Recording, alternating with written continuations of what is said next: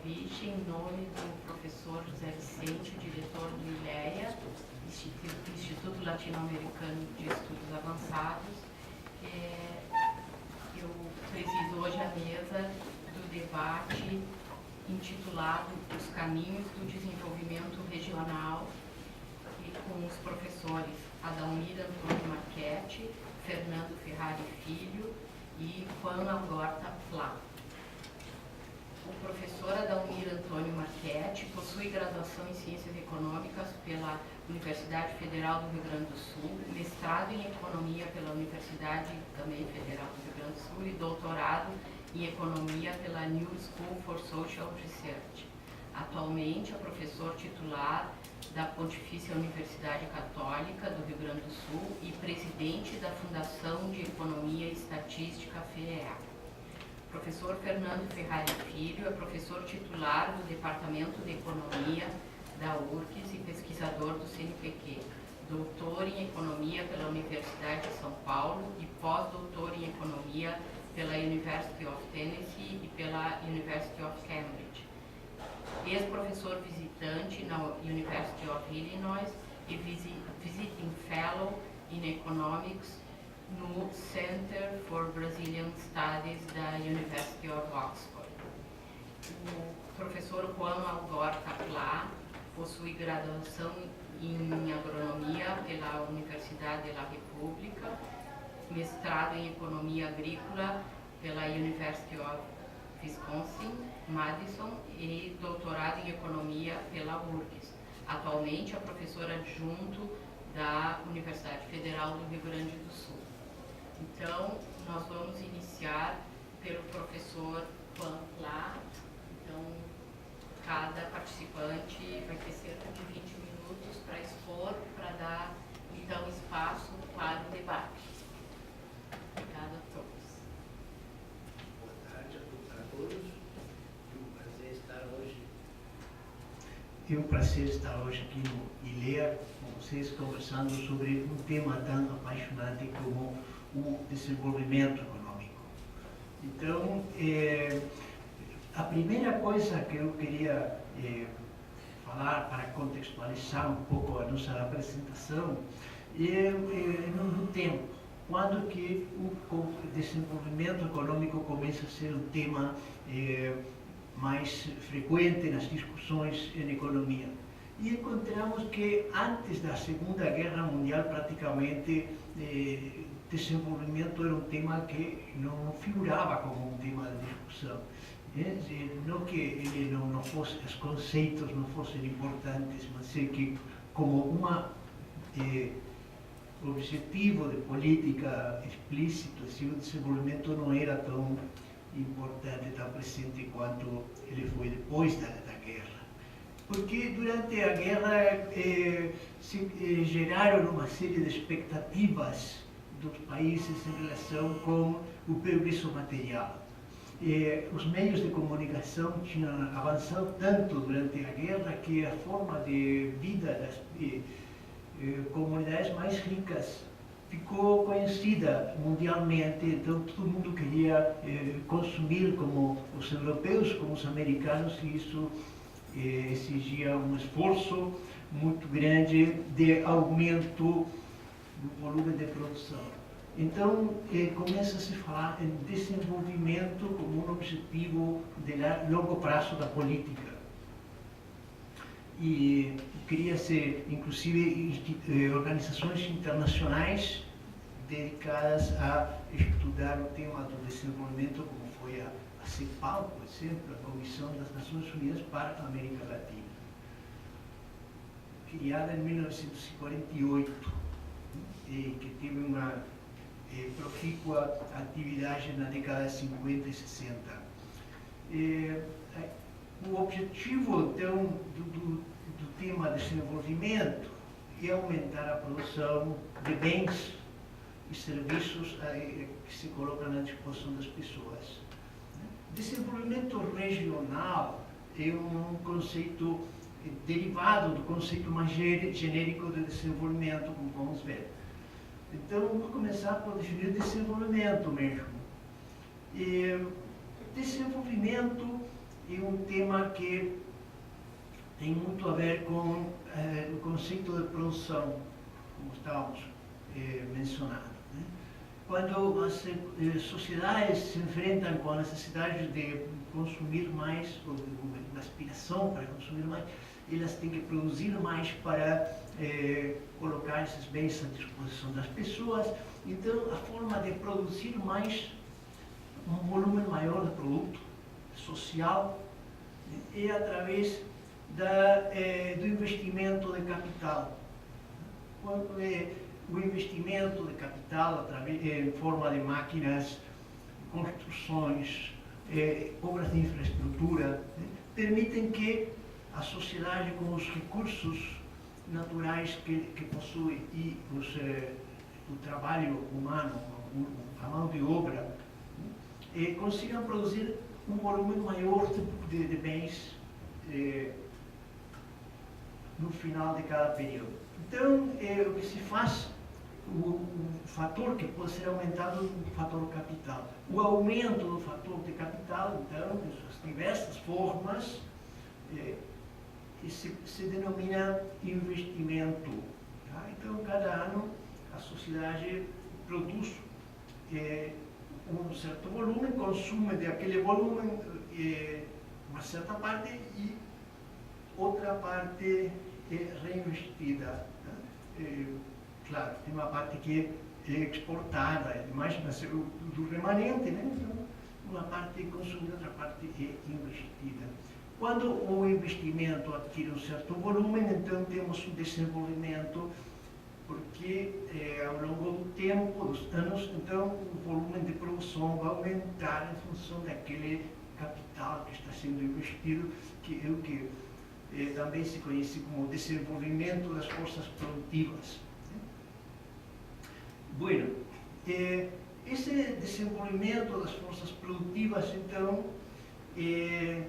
tem uma sequência cíclica. Ele não é linear, não é constante. Tem anos em que ele se acelera e a gente chama com esses períodos de auge, quando o investimento se acelera, o produto aumenta mais rapidamente, e outros períodos em que há depressão, o investimento praticamente desaparece, então o produto não cresce. E o importante, o dramático dessa situação, desses períodos de recessão em que o produto fica estagnado, é que surge o desemprego. As firmas começam a demitir operários e elas se adequam dessa forma a uma menor demanda por produto final, né? E demitem empregados e as pessoas ficam sem receita mensal. Isso é muito dramático e provoca um sofrimento social muito grande. Então, isso é um extremo que as sociedades sempre se esforçam por evitar. E depois da Segunda Guerra Mundial, os períodos de recessão têm diminuído muito em comparação ao que eram antes. Então, os períodos de auge, quando há um investimento grande, há um pleno emprego, todo mundo tem trabalho, começaram a ser mais frequentes depois da Segunda Guerra Mundial, em função dos conhecimentos que a sociedade tem sobre o seu funcionamento. Tá? Bueno, esse seria o conceito de desenvolvimento, então, quando a sociedade passa por períodos longos, em que há um investimento grande. Então, o resultado final é a maior capacidade produtiva da sociedade, e esse é o desenvolvimento então, das forças produtivas. Claro, não é só maior produção. Junto com essa maior produção, tem uma série de alterações na organização das sociedades, tá? E novas instituições que devem ser criadas, novas formas de apresentar os produtos, novos mercados. Esse é um conjunto de mudanças que estão derivadas desse maior investimento de capital, e o que conhecemos como desenvolvimento. Desenvolvimento planejado assim a nível nacional, teve uma série de experiências bem-sucedidas e teve uma série de percalços também. Esse desenvolvimento trouxe prejuízo para o meio ambiente, muitos recursos naturais foram degradados em função do volume de produção maior. Trouxe também desigualdade, desequilíbrio na distribuição da renda, esse maior produto. Ia ir destinado a todas as pessoas por igual? Não. Ele ia se concentrar em determinados grupos privilegiados e a grande quantidade de trabalhadores ia ficar em uma situação, ou ficou em uma situação bastante triste. Então, essas coisas, esses inconvenientes do conceito do desenvolvimento, as experiências do desenvolvimento, que incluíam também endividamento externo, inflação de preços, obrigaram a mudar uma série, a repensar o conceito de estratégia de desenvolvimento. Então, se descobriu que era muito melhor envolver as comunidades de base, envolver as pessoas nas iniciativas de desenvolvimento, nos projetos de desenvolvimento. Então, essa participação da sociedade nos processos de desenvolvimento é o que se procura com o desenvolvimento regional, que se conhece atualmente como desenvolvimento regional. A ideia é que as comunidades lutem para conseguir seu próprio desenvolvimento local. Bueno, esta ideia de desenvolvimento econômico regional foi bastante calorosamente recebida pelos governos e em vários países estão fazendo progressos importantes neste sentido, estão aplicando essas estratégias. No Brasil, o encarregado dessas iniciativas é o Ministério da Integração, o Ministério que mais calorosamente abraçou os programas de desenvolvimento, e há uma série de iniciativas bem-sucedidas e outras que estão apenas começando, porque esta ideia do desenvolvimento econômico regional é bastante novo. Depois da grande crise que houve no final da década de 70, na década de 80, houve uma crise muito grande de desenvolvimento, que a economia ficou bastante estagnada, e quando se recupera esta crise, então que vem esse conceito de desenvolvimento regional.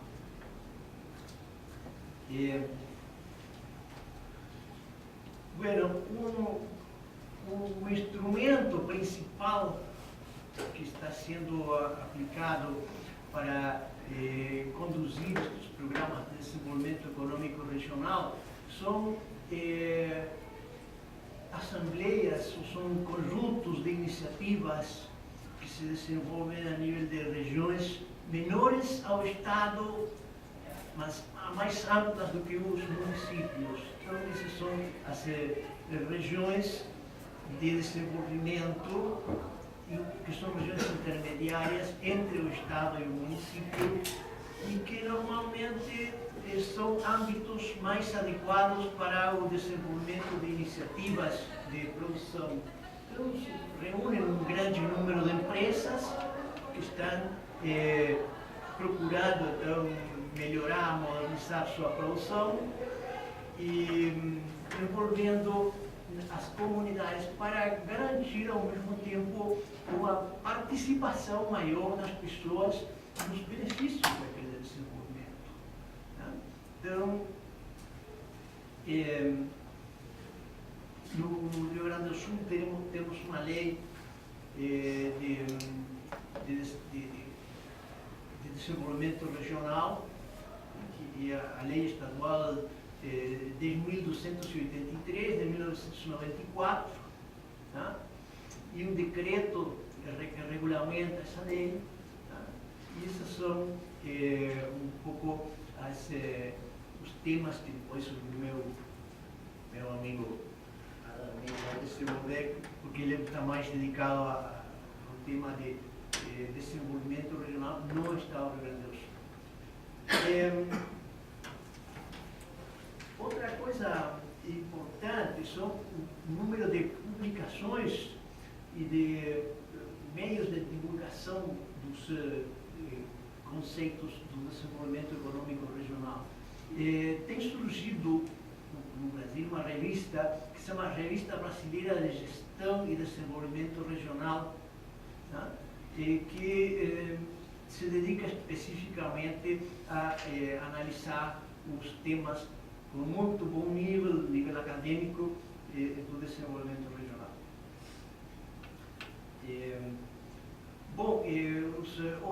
Outras revistas, como revistas da Fundação de Economia e Estatísticas, como a revista Ensaios, por exemplo, sem dúvida são outra fonte importantíssima de estudos sobre desenvolvimento regional. Bom, eu ficaria por aqui, então, e ficaria um pouco à disposição, depois se alguém quer fazer algum comentário, algum agregado em relação aos temas que eu abordei, e deixaria então a palavra para os outros palestrantes. Muito obrigada. Então, eu passo a palavra para o professor Fernando Ferrari Filho.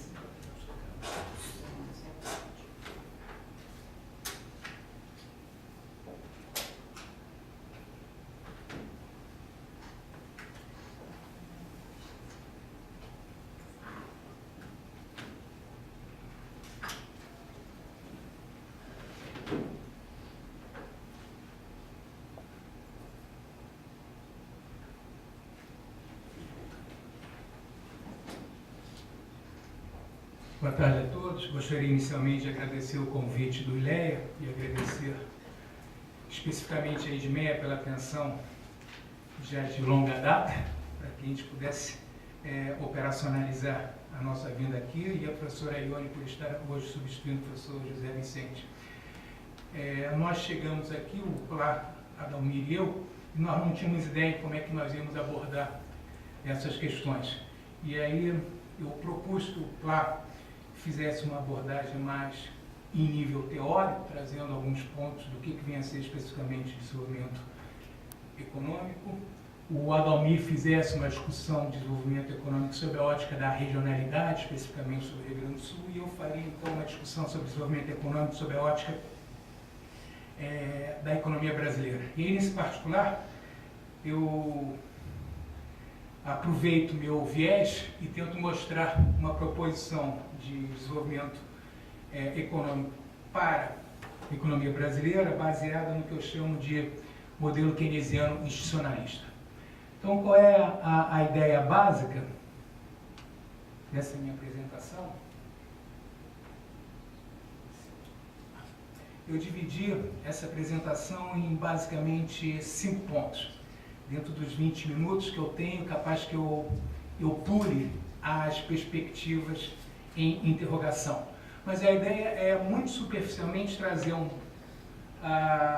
contextualizar esse modelo econômico keynesiano institucionalista dentro da questão mais central, que é a grande recessão, a partir final dos anos 2007, 2008. Segundo, ver o impacto da grande recessão sobre a economia brasileira. Terceiro, apresentar quais são, do meu ponto de vista, os principais problemas da economia brasileira para a gente pensar num projeto de desenvolvimento. E quarto e quinto, se não houver tempo para trabalhar o quarto ponto, que é a perspectiva, trabalhar especificamente o que fazer.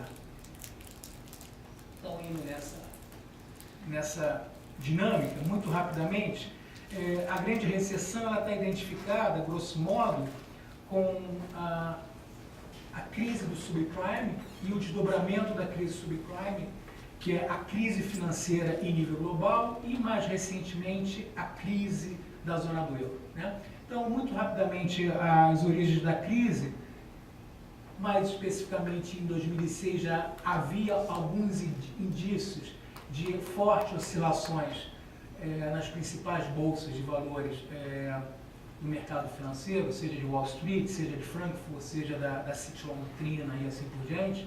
Segundo, o segundo aspecto que sinalizou com mais recrudescimento a origem da grande recessão foi a quebra de um fundo de investimento, do hedge fund, ou seja, fundo de proteção, e, consequentemente, começou a ocorrer uma certa restrição a crédito em nível internacional, e o ápice da origem da grande recessão foi a quebra do Lehman Brothers, um banco de investimento, e, consequentemente, a partir da quebra do Lehman Brothers, um efeito dominó no sistema financeiro que colapsou, em última instância, o sistema financeiro não somente norte-americano, mas, de certa forma, o sistema financeiro mais desenvolvido, principalmente na Europa e na América do Norte. Os impactos da grande recessão são conhecidos por todos nós. Em 2009, houve uma recessão a mais recrudescedora do período pós-Segunda Guerra Mundial, basicamente em economias capitalistas desenvolvidas.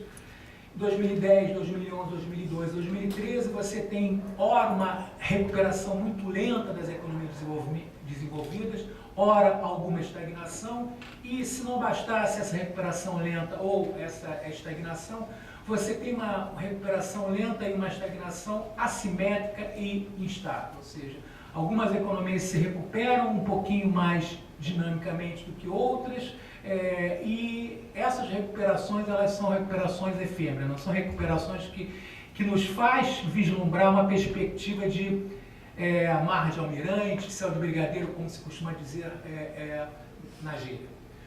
E nesse cenário de recuperação lenta, simetria, instabilidade, surge, de certa forma, um novo agente nesse processo, que é aquele que até então, o único país que até então vinha passando incólume a crise, a China passa a ter algumas dificuldades recentes, seja em função de questão de limitação de crédito, seja em função de demandas sociais, seja em função de desaquecimento. A China para de crescer a 11% ao ano e passa a crescer em torno de 7% ao ano. Isso, de certa maneira, para a China, entre aspas, é uma dinâmica recessiva. Então, esse novo agente no cenário internacional acaba, em última instância, instabilizando ainda mais a economia mundial.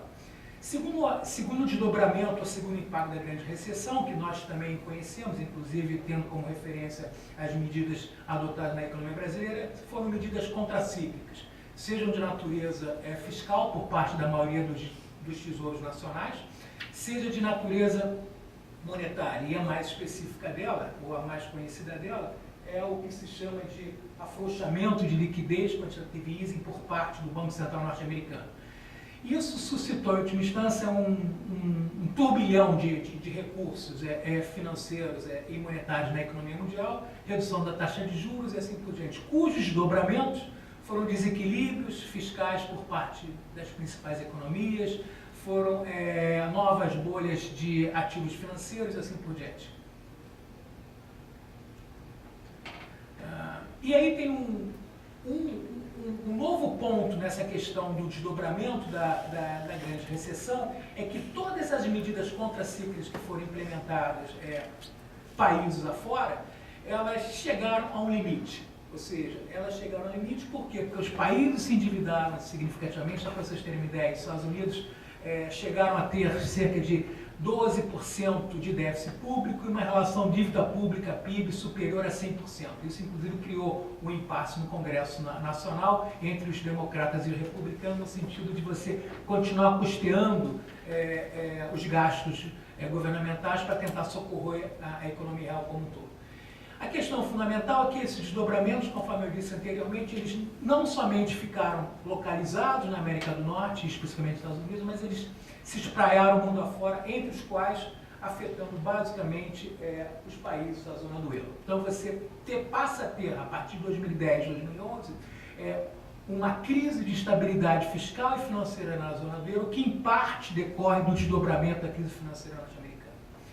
E o último ponto que eu havia dito para vocês é que o novo agente que entra nesse processo da grande recessão, pondo uma pitada a mais de dramaticidade na grande recessão, são os problemas do sistema financeiro chinês, pressões por salários, etc, etc, etc.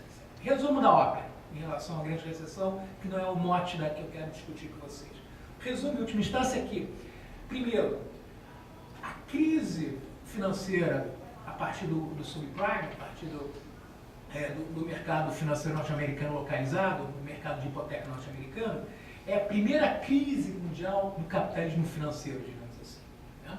Então, ela não somente é a primeira crise mundial de impacto pós-Grande Depressão, dos anos 20 do século passado, anos 20, anos 30 do século passado, mas é a primeira crise do capitalismo financeiro mundial como um todo. Ou seja, quando o capitalismo ele vem sendo caracterizado por uma dinâmica de acumulação que não é produtiva, mas uma dinâmica de acumulação que é essencialmente da riqueza financeira. Segundo, isso decorre por quê? Porque houve ao longo desse período desregulamentação dos mercados financeiros e livre mobilidade de capitais, mais especificamente a partir dos anos 80, e se nós olharmos para a América Latina, especificamente a partir dos anos 90. Segunda questão que eu acho fundamental chamar a atenção é que essa crise ela tem uma dramaticidade, né, pelo fato de que foram criadas, em função da desregulamentação dos mercados financeiros, foram criados o que é chama de shadow bank system, ou seja, são sistemas financeiros que não estão necessariamente vinculados e não estão subordinados, melhor dizendo, à instância superior que é a autoridade monetária de um país, ou seja, o Banco Central. Esse sistema ele começa a proliferar, ele se alavanca, ele gera liquidez sem necessariamente se reportar e estar regulado pelo sistema financeiro oficial que está relacionado ao comportamento do Banco Central. Em outras palavras, esse sistema Shadow Bank System não é um sistema que possa ser regulado pelos acordos de Basileia e pelo Banco Internacional de Compensações para tentar mitigar a capacidade de alavancagem da economia, mais especificamente do sistema financeiro. Terceiro aspecto que eu acho importante ressaltar nesse breve resumo, né, é que você tem novos agentes inseridos nesse contexto de crise financeira ou do capitalismo financeiro generalizadamente em crise, né? Que são investidores institucionais, o que a gente chama de fundos mútuos, fundos de pensão, companhias de seguro e assim por diante, que utilizam inovações financeiras, e a maioria que a gente ouve falar são os derivativos e a securitização de dívidas. E esses agentes financeiros acabam sendo os principais protagonistas de um efeito alavancagem de crédito, bolhas financeiras e assim por diante. Quarta questão é que isso implica, em última instância, uma nova racionalidade ou interrogação. O que é essa nova racionalidade? Criação do lucro sem criação de valor econômico. Ou seja, eu tenho um castelo de cartas cujo alicerce não é um PIB tangível, não é o número de cadeiras, não é o número de microfones, não é o número de edificações, basicamente um castelo de cartas porque ele se valoriza, essa riqueza se valoriza em cima de papéis atrás de papéis. Então, os derivativos têm essa questão. Ou seja, em outras palavras, você tem uma criação de valor que não é econômico, mas sim essencialmente financeiro. O quinto ponto é que a crise atingiu não somente o lado financeiro, mas o lado real da economia. Então se pensava, grosso modo, que a crise era essencialmente financeira, e a recessão em 2009 e a estagnação a partir de 2010 mostra que não é somente financeira, ela é financeira e real, ou seja, ela gera desemprego, por exemplo, na Espanha, de 27%, sendo que mais de 50% de desemprego entre a comunidade jovem. E o último ponto, que eu acho que é o aspecto mais positivo da crise, ou seja, mais ilustrativo da crise, e a principal lição dessa crise, né, obviamente dentro do meu viés, é que as políticas contracíclicas implementadas e a intervenção estatal em diversas instâncias, em diversos países, ela, de certa maneira, põem em xeque a era neoliberal e elas provavelmente, assim espero eu, elas resgatam a era keynesiana e, portanto, a perspectiva de termos um capitalismo de ouro que ocorreu entre os séculos, no século XX, entre os anos 50 e início dos anos 70, ou seja, o que a gente chama de era keynesiana. Então esse é o pano de fundo da crise da grande recessão, e para pensar qualquer modelo de desenvolvimento sustentável, de crescimento com inserção, assim por diante, a gente não pode descontextualizar a economia mundial dentro dessa perspectiva. Quais foram os impactos da economia, da grande recessão na economia brasileira? Muito rapidamente. Primeiro, entre 2009 e 2012, você teve um crescimento pífio, uma média de 2,7% ao ano, e mais ainda, um crescimento que a gente chama lá stop and go, ou seja, ora a economia cresce 7,5%, ora a economia despenca para 0,3%, como ocorreu em 2009. E nos últimos anos ela vem crescendo a taxas medíocres, 2,7%, 0,9%, a perspectiva para esse ano é de um crescimento próximo a 2,5%. Ou seja, é um crescimento baixo, volátil, que de certa maneira está relacionado ao contexto internacional que está longe de ser solucionado em termos de estabilidade econômica como um todo. Segundo aspecto ainda que a gente pode observar como decorrente do impacto da grande depressão, da grande recessão na economia brasileira, é que as políticas contracíclicas, essencialmente articuladas pelo Banco Central e pelo Ministério da Fazenda, elas foram direcionadas para consumo. E nenhuma economia se sustenta crescendo somente via consumo.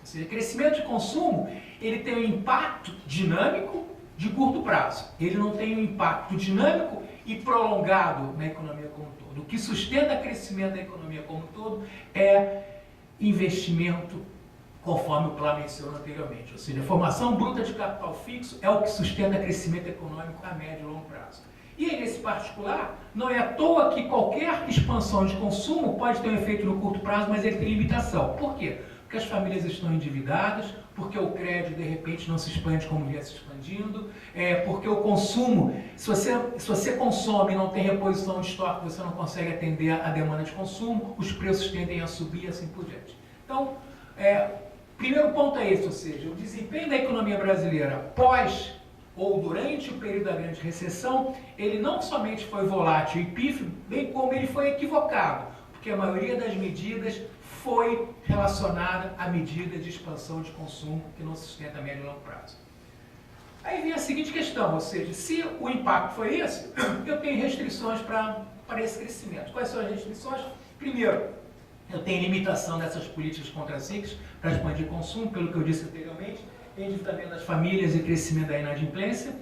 Segundo, eu tenho volatilidade de câmbio, de juros e políticas econômicas idas e vindas. Ou dito de outra forma, se não bastasse eu tentar crescer via consumo, parece que tanto o Banco Central, mas principalmente o Ministério da Fazenda, se justifica porque o Ministério da Fazenda tenha essa dubiedade, porque provavelmente os gestores do Ministério da Fazenda não têm a mesma competência do Banco Central, o que a gente observa em última instância é que as políticas econômicas que são implementadas ao longo dos últimos anos, elas são políticas econômicas essencialmente pragmáticas e imediatas. Elas não têm uma conotação de inflexão da política econômica para tentar ter um rumo para a economia brasileira como um todo. Então, ora você aumenta a Selic, ora você baixa a Selic. Ora você reduz o imposto para IPI de automóveis, ora você aumenta o imposto para IPI de automóveis. Ora você aumenta a IOF para entrada de capital na Bolsa de Valores, vai comprar fundo de renda fixa, ora você reduz o IOF para estrangeiro para essa finalidade. Ora você intervém no câmbio, ora você deixa o câmbio flutuar conforme comportamento de mercado. Então essa dubiedade, essa insegurança acaba gerando, em última instância, o quê? Um ambiente institucional extremamente desfavorável para os investidores tomarem decisões de gasto de investimento. Por isso que você não tem investimento na economia. A economia só cresce via consumo. E só cresce via consumo tem sua limitação. E aí, eu vou passar muito rapidamente, mas entre 2009 e 2012 foram adotadas várias medidas que vão nessa linha. Ora aumento a Selic, ora reduz a Selic, ora tenho, só um exemplo, redução de impostos para a linha branca, para automóveis e construção civil, ora eu revogo esses incentivos e tudo volta ao normal, e assim por diante. Ou seja, o que se observa ao longo desses 4 anos é que você não tem um norte do que fazer em termos de política econômica e como articular uma política econômica visando, em última instância, um projeto de crescimento sustentável com desenvolvimento, com inclusão e assim por diante. E aí, indo para o ponto que nos interessa, vem a seguinte questão: quais são se isso ocorre nos últimos anos, é que a gente continua tendo o quê? Problemas. E no meu ponto de vista, quais são os principais problemas da economia brasileira? Primeiro, e o mais grave, é que nós temos desequilíbrio de balanço de pagamento de transações correntes. Desde 2007, nós importamos mais bens e serviços, inclusive com pagamento de juros da dívida externa, do que exportamos. Para vocês terem uma ideia, a perspectiva esse ano é que nós tenhamos um déficit em balanço de pagamento de transações correntes da ordem de 79 bilhões de dólares. O que representa isso? Isso representa 4,2% do PIB. Em termos teóricos, tem alguns indicadores econômicos que mostram dramaticidade das contas externas de um país. Toda vez que essa relação ultrapassa 4% do PIB, a luz amarela de desequilíbrio externo e problema de crise cambial, ela se manifesta. Então, esse ano a gente vai ter uma perspectiva, a última sinalização é que nós tenhamos uma perspectiva de desequilíbrio do setor externo de 4,2% do PIB. Não somente nesse ano, desde 2007 a gente vem acumulando déficit de balanço de pagamento. Se nós acumularmos os déficits de balanço de pagamento de 2007 até 2013, isso dá quase 340 bilhões de dólares de déficit de balanço de pagamentos. Se nós não tivéssemos hoje reservas de 375 bilhões de dólares, a gente poderia dizer, nós estamos em default. A gente tem reservas e, portanto, a gente não tem uma crise cambial como tivemos no passado, em 82, 83, 98, 99, 2002, 2003. Mas a gente tem problemas crônicos de balanço de pagamento. Se a gente não solucionar, a gente não consegue continuar empurrando isso com a barriga. Segunda questão que eu acho importante chamar a atenção, que a gente tem problema de desindustrialização crônica. Ou seja, aí alguns de vocês podem dizer, mas desindustrialização é um caminho natural das economias. É verdade.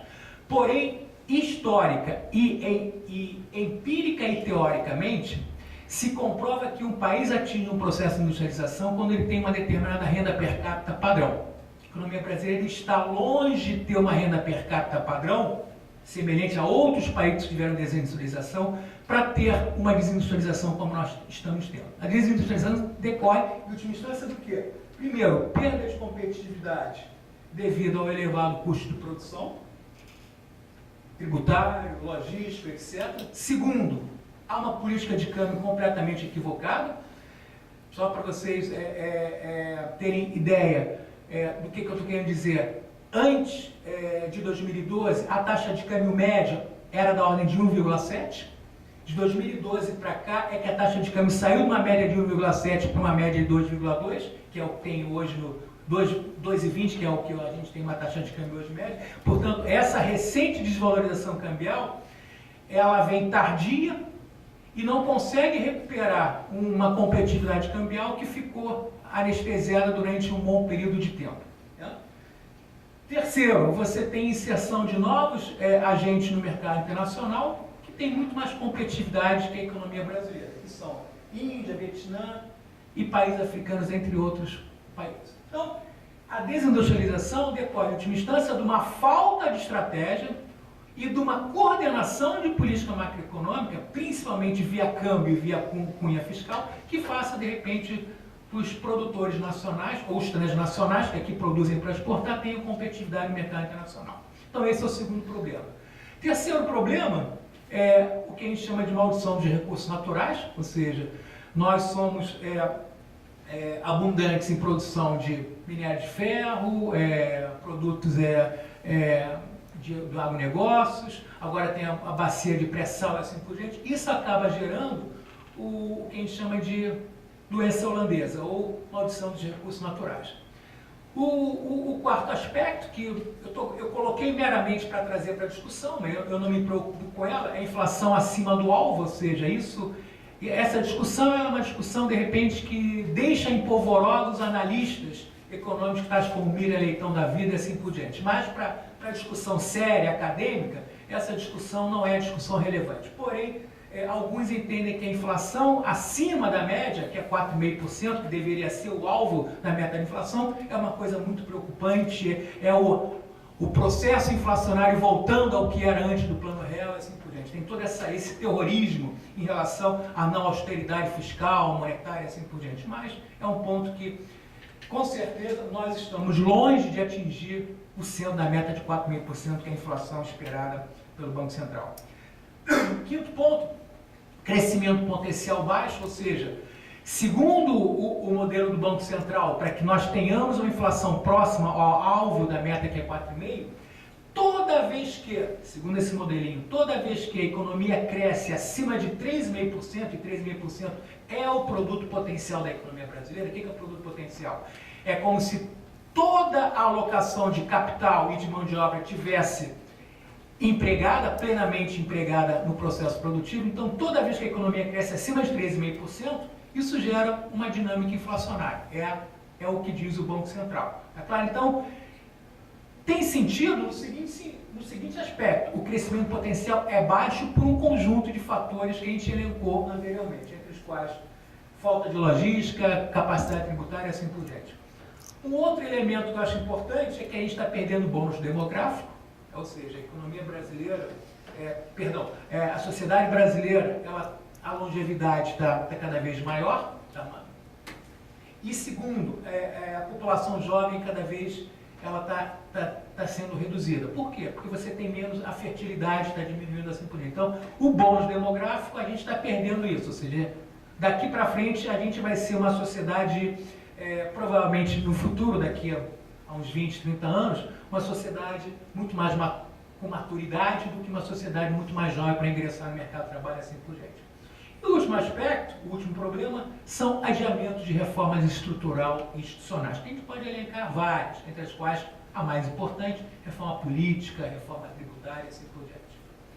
Dado isso, vou passar perspectivas, o que fazer? Ou seja, o que eu estou querendo chamar a atenção com o meu modelo keynesiano institucionalista? É tentar pensar um conjunto de questões para a economia, de proposições para a economia brasileira, que passam, que vão ao encontro da linha do que é um modelo keynesiano, do que é um modelo institucionalista. Obviamente, se alguém tiver interesse depois de a gente comentar um pouco mais sobre o que vem a ser o pilar do modelo keynesiano e o pilar do modelo institucionalista, a gente pode fazer isso na discussão. Mas, grosso modo, o que eu estou propondo aqui é, primeiro, que o crescimento ele seja baseado em duas vertentes, o que a gente chama de o add-led, ou seja, crescimento via salário e, portanto, via mercado doméstico, e export-led, ou seja, crescimento também via exportação. Eu não posso negligenciar o desequilíbrio de balanço de pagamentos. Eu tenho que tentar inserir a economia brasileira mais dinamicamente no cenário internacional para ela ficar menos vulnerável em termos externos. E eu não posso deixar de lado que o que sustentou o crescimento da economia brasileira nos últimos anos foram as medidas domésticas, ou seja, Bolsa Família, aumento do salário mínimo, aumento do crédito. Por mais que exista limitação para se crescer dessa forma, mas eu não posso negligenciar essa dinâmica de crescimento. Então, é um crescimento que tem um balanceamento tanto para fora como para dentro. Só para vocês terem uma ideia, a China hoje, que até recentemente sempre cresceu para fora, a China voltou-se agora para crescer para dentro. Está negligenciando o mercado externo e está crescendo para dentro. Por quê? Porque você tem uma demanda social reprimida na China que está se manifestando das periferias rurais para os centros urbanos. Tá? Então, meu ponto é o crescimento que eu balancei tanto o doméstico quanto o externo. E aí, é trabalhar política macroeconômica de curto prazo e políticas mais de reformas estruturais de médio e longo prazo. O que é política de curto prazo? Monetária. Já estou terminando, tá? Monetária. Eu estou fazendo força para justificar meu nome, Ferrari. Estou acelerando o raciocínio. Tá? Mas Ferrari dirigido não pelo Rubinho, sim pelo Schumacher. Tá? Então, política monetária. Regras vis-à-vis discrição. Né?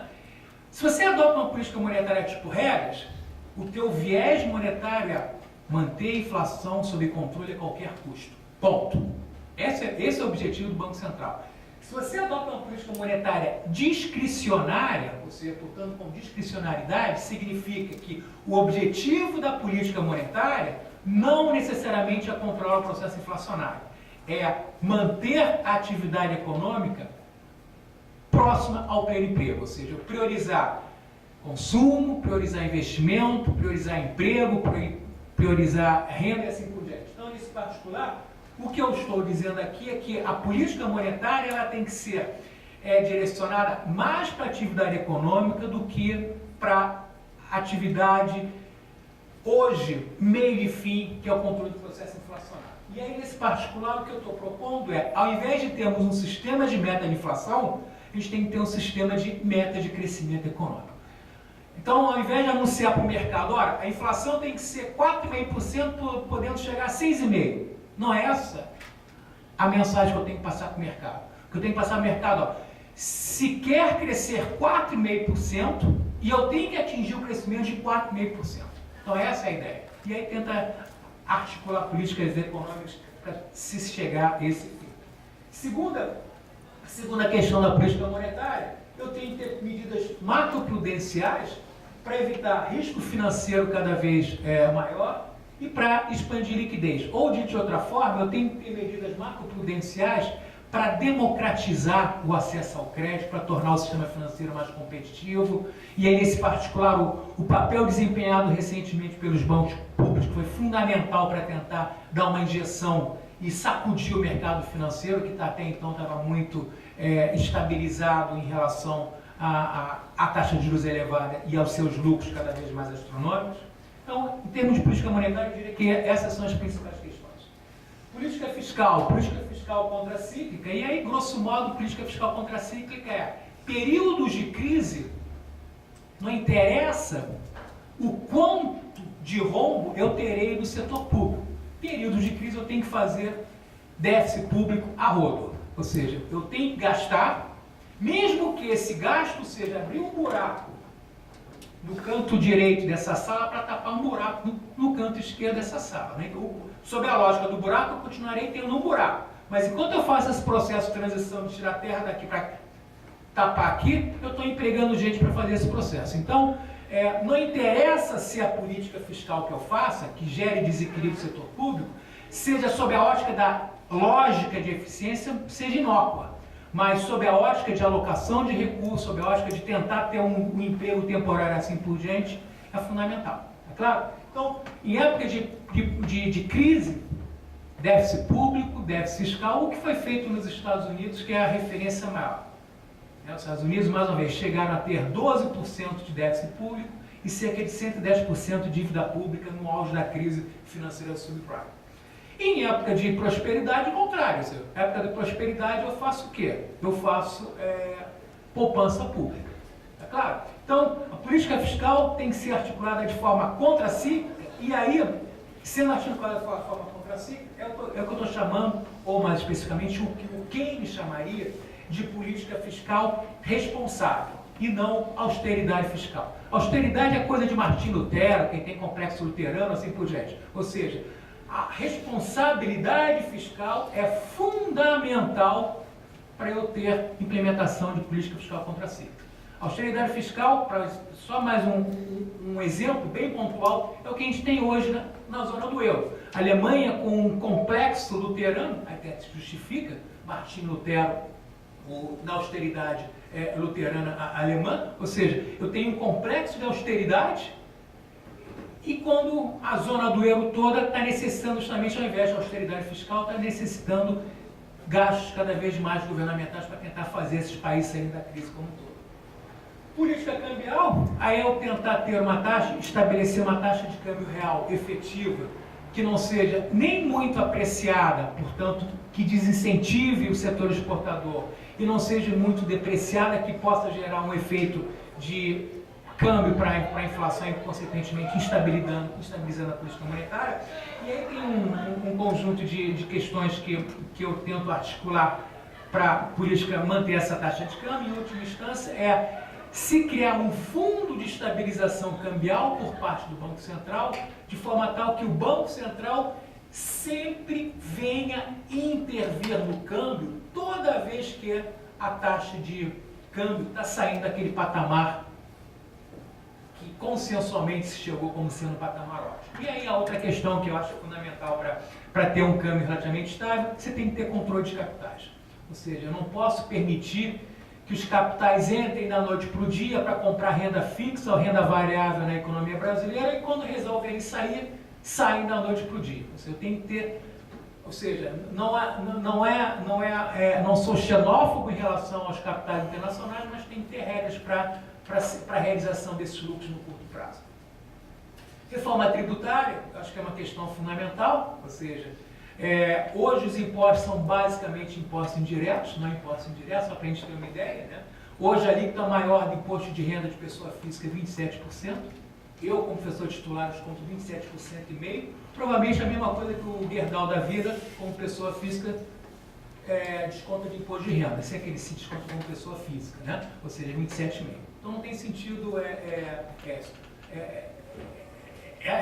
essa questão de imposto direto ter 3, 4 alíquotas e eu não consigo, de repente, efetivamente captar recursos daqueles que têm mais capacidade de contribuir para o fisco. Né?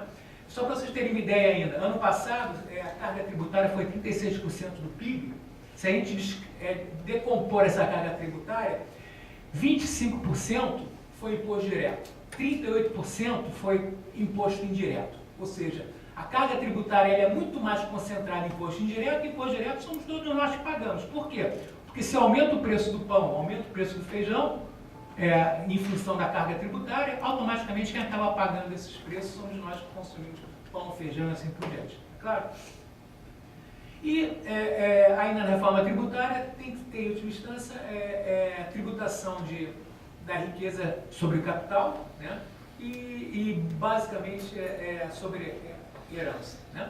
Política industrial, que eu não vou também me alongar, todas as tentativas de política industrial que foram implementadas nos últimos anos, e a mais recente, o Plano Brasil Maior, elas fracassaram. Por quê? Porque elas não se centraram em crédito, em subsídio, em tecnologia e assim por diante. Elas foram políticas propostas com uma forma paliativa para tentar enfrentar um determinado momento. Que momento? Dificuldade do setor automotivo. Então faz uma política industrial para o setor automotivo. Dificuldade do setor de linha branca. Faz uma política industrial do setor. Não existe isso. Você tem que ter uma política industrial que não somente entenda as idiosincrasias de cada região, mas a dinâmica comportamental de cada setor. Setor manufatureiro, setor de insumos e assim por diante. Tá claro? Política de rendas para regular salários e preços, ou seja, os salários não podem crescer sem uma regra pré-estabelecida. Só para vocês terem uma ideia. Deixa eu pegar aquela ideia do Orelho que eu acho interessante. Né?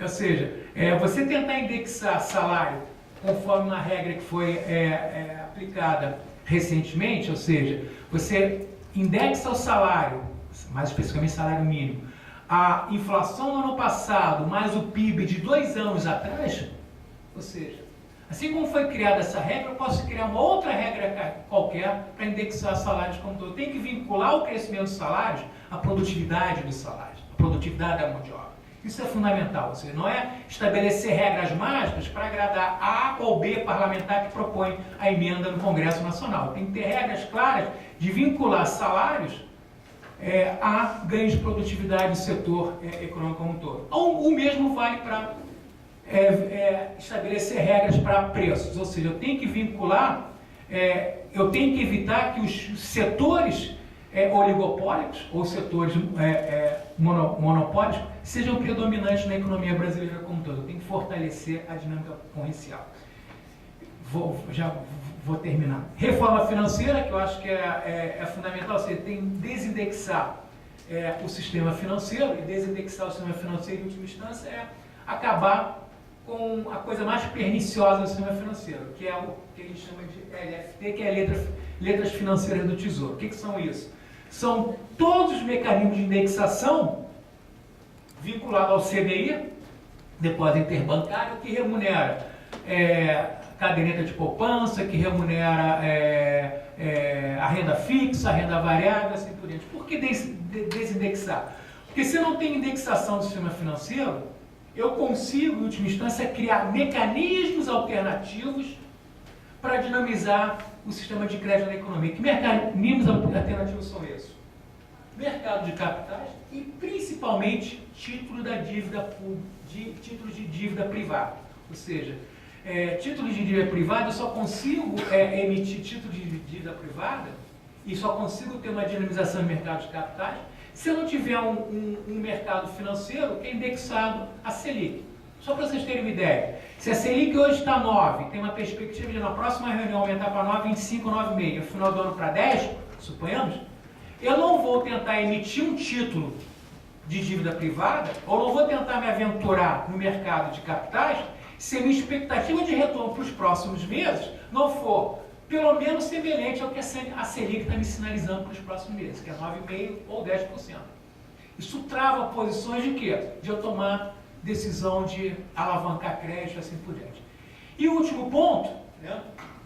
Melhores instrumentos de governança, ou seja, exemplo específico, melhor instrumento de governança evita a fraude que foi o seu Ike Batista.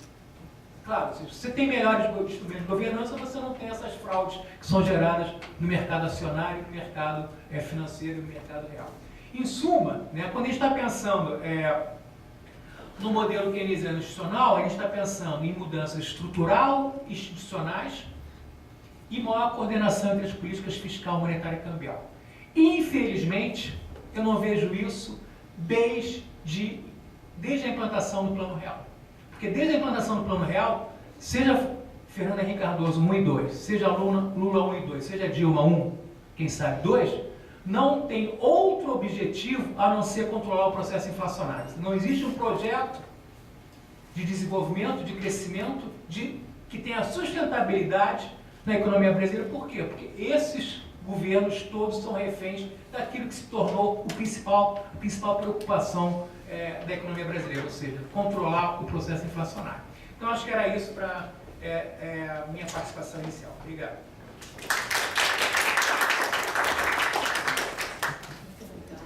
Passo a palavra agora ao professor Marchetti. Tá.